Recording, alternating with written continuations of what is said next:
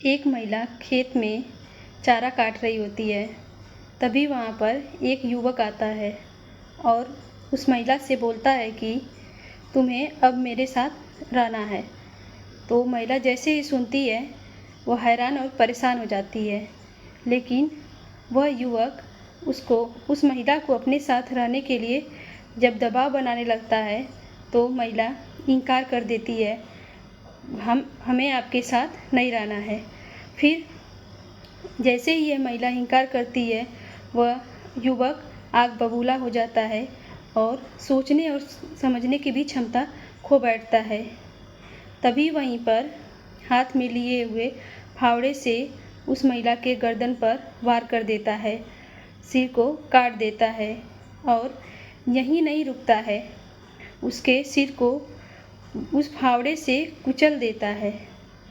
तभी बीच बचाव में उस महिला की जेठानी आती है, तो उस महिला की जेठानी के ऊपर भी वो आदमी वार कर देता है। तो आइए इस सच्ची घटना के माध्यम से जानने की कोशिश करते हैं कि आखिर कौन था वह युवक और कौन थी वह महिला, दोनों का रिश्ता क्या था, आखिर क्यों मार देता है उस महिला को वह युवक। तो आदाब, नमस्कार, प्रणाम मेरे सभी प्यारे दर्शकों को। चैनल पे आए हैं तो वीडियो को पूरा देखें और हमारे इस चैनल को ज़रूर सब्सक्राइब करें। सब्सक्राइब करने से हमारा हौसला बढ़ेगा और हमें अच्छा लगेगा। तो आइए शुरू करते हैं। यह सच्ची घटना है यूपी का, उत्तर प्रदेश का एक ज़िला लगता है, ज़िला गाजीपुर, जिसका थाना क्षेत्र सादियाबाद। इसका एक गांव है मर्दानपुर।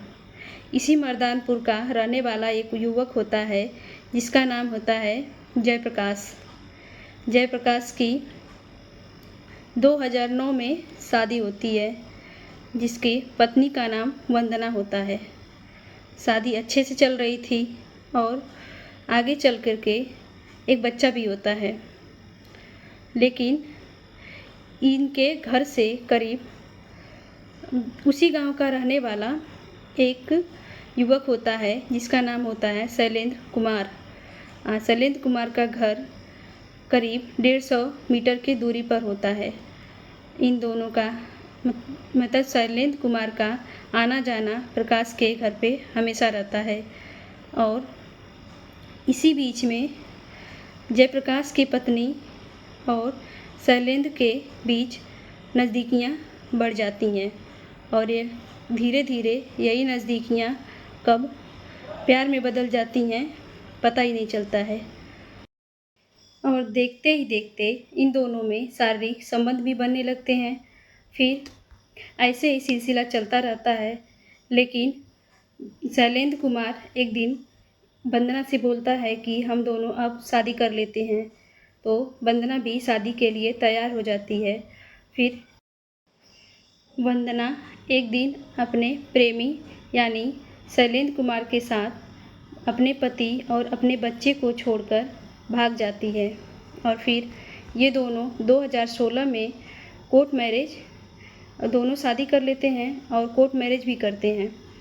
ऐसे ही समय बीतता रहता है। इन दोनों का भी एक बच्ची और 2 बच्चे होते हैं। कुल मिला के 3 बच्चे होते हैं, जिसमें से बड़ी वाली लड़की 8 साल की और एक बच्चा 6 साल का और तीसरा लड़का 2 साल का। एक ही गांव में रहकर शादी अच्छे से चल रही थी, लेकिन उधर वंदना का पहला पति यानी जयप्रकाश वंदना के बाद 2 और शादियां करता है, जिसमें दूसरी वाली पत्नी भी छोड़कर प्रकाश को चली जाती है और तीसरी पत्नी का किसी कारणवश मृत्यु हो जाती है। फिर जयप्रकाश परेशान सा रहने लगता है और उसी गांव में वंदना को देखता है हंसी खुशी रहते हुए, तो और भी बौखला जाता है। इधर वंदना 23 जुलाई 2025 को खेत में चारा काटने के लिए जाती है और साथ में उसकी जेठानी जिसका नाम कौशल्या होता है, वो भी जाती है। दोनों खेत में चारा काट रही होती हैं। तभी वहाँ पर जयप्रकाश आता है और वंदना से कहता है, तुम अब चलो मेरे साथ रहना है। तो वो परेशान होकर देखती है उसे, फिर कुछ नहीं बोलती है।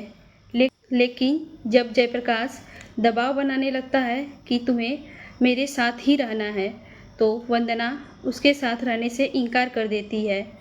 जैसे ही वंदना जयप्रकाश के साथ रहने से इनकार कर देती है, वह आग बबूला हो जाता है और वहीं पर हाथ में लिए फावड़े से वंदना के सिर पर वार कर देता है, सिर को काट देता है और बड़ी ही बेरहमी से सर को कुचल देता है। और उसकी जेठानी जब बीच बचाव में आती है तो उसे भी घायल कर देता है। जैसे ही चीख पुकार सुन करके गांव के लोग दौड़कर आने लगते हैं, तो ग्रामीणों को देखते ही वह वहां से फरार हो जाता है और ग्रामीण पुलिस को सूचना देते हैं। पुलिस मौके पे आती है तो लाश को बरामद करती है और पोस्टमार्टम के लिए भेज देती है।